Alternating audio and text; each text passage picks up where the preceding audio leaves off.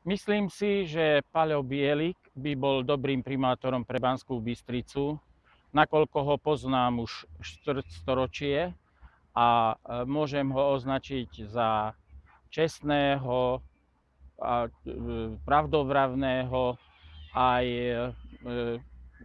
človeka, ktorý je ochotný pomôcť každému, kto potrebuje jeho pomoc. A vzhľadom na to, že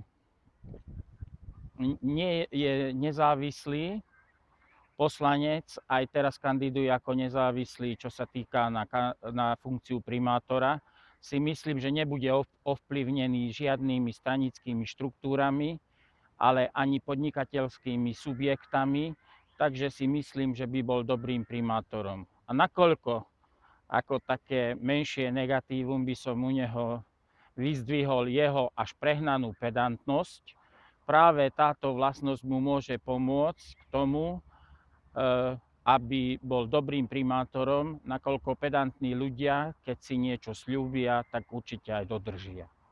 Tak ja ho poznám vlastne z Mestského úradu, kde už tiež štvrťstoročie spievam a slúžim pri obradoch uvítania do života aj pri sobášnych obradoch.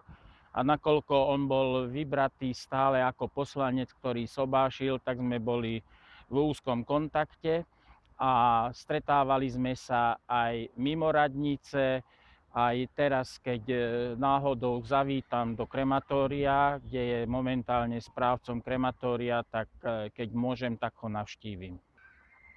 Myslím si, Paľo, že budeš dobrým primátorom, ak sa ti podarí a ak sa tak rozhodnú aj voliči.